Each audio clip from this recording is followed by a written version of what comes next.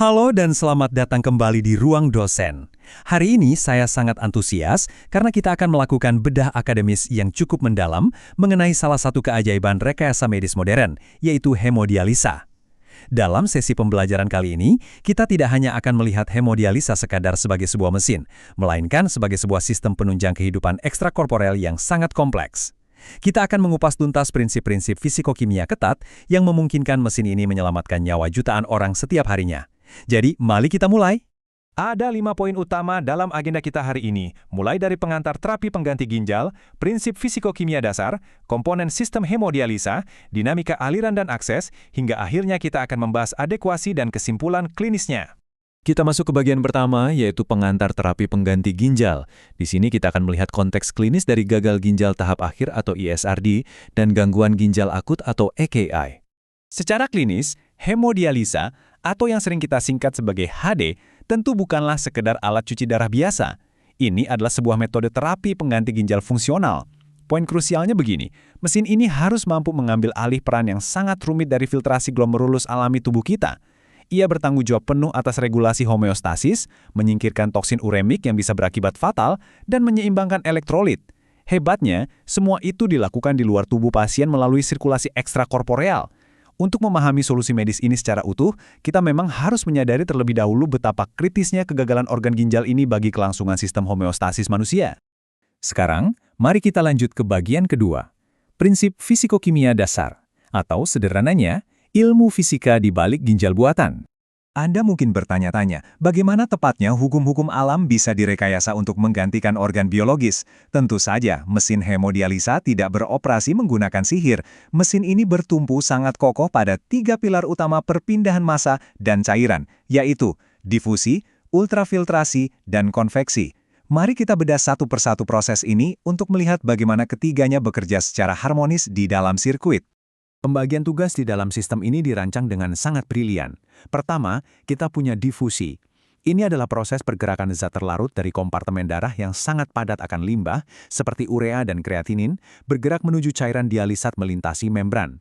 Proses ini murni didorong oleh gradien konsentrasi. Kedua adalah ultrafiltrasi.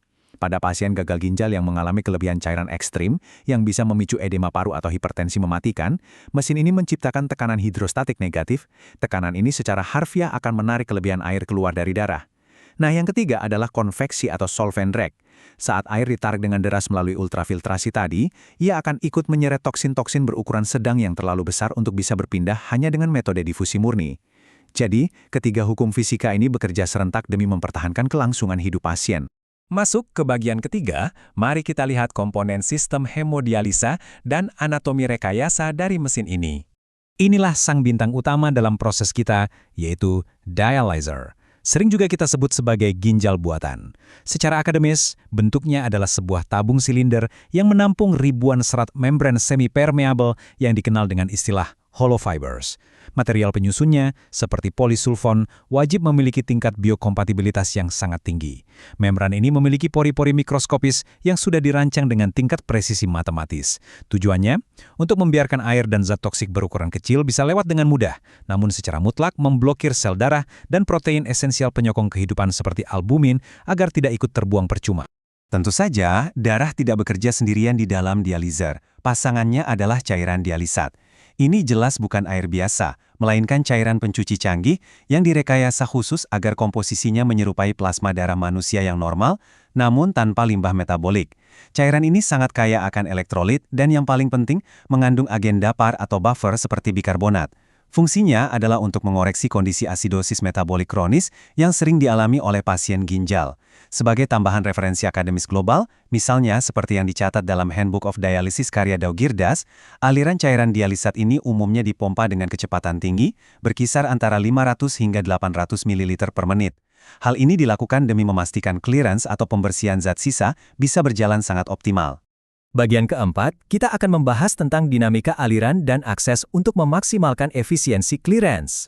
Coba kita pikirkan, bagaimana dinamika fluida ini direkayasa sedemikian rupa untuk memaksimalkan pembuangan racun? Jawabannya terletak pada konsep aliran lawan arah atau counter current flow.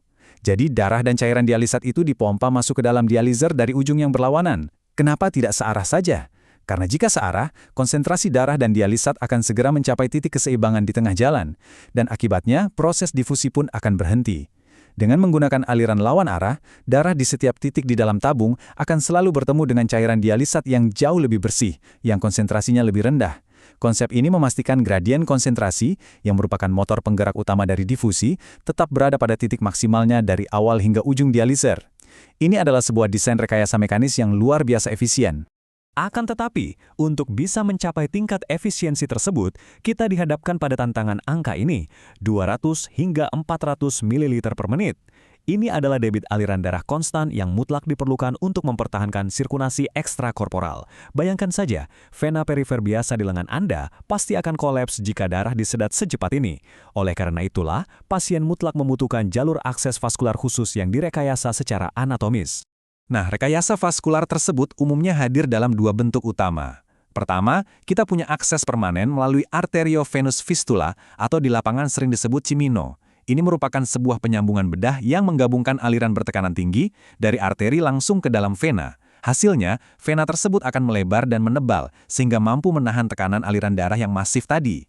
Kedua, untuk kebutuhan yang sifatnya darurat, kita menggunakan akses temporer berupa kateter vena sentral atau CDL yang dimasukkan langsung ke pembuluh darah besar di area leher atau pangkal paha. Dan ada satu hal yang perlu selalu diingat. Karena darah ini keluar dari tubuh manusia dan bersentuhan langsung dengan plastik sirkuit buatan, maka infusi antikoagulan seperti heparin secara terus-menerus adalah prosedur yang wajib diberikan guna mencegah koagulasi atau pembekuan total pada sistem. Akhirnya kita sampai di bagian kelima, adekuasi dan kesimpulan klinis, di mana kita mengukur keberhasilan terapi ini. Lalu, bagaimana para praktisi kesehatan bisa secara matematis mengukur bahwa satu sesi terapi ini terbilang berhasil dan cukup bagi pasien? Evaluasi klinis ini dilakukan melalui sebuah parameter matematika baku, yaitu rumus KT per V. Huruf K di sini melambangkan efisiensi clearance urea oleh dializer. Huruf T kecil adalah durasi waktu pasien tersebut menjalani dialisis, dan huruf V besar adalah volume distribusi urea spesifik di dalam tubuh sang pasien. Target dasarnya adalah mampu membersihkan lebih dari 65 hingga 70% urea hanya dalam satu sesi saja. Sebagai standar literatur medis internasional, target minimal KT per V yang harus dicapai adalah 1,2 per sesi. Ini sangat krusial untuk memastikan angka harapan dan kelangsungan hidup pasien tetap terjaga secara optimal. Namun, terlepas dari betapa canggihnya rekayasa fisika dan medis yang kita bahas dari tadi, kita tetap harus realistis dan menyadari satu batasan utamanya.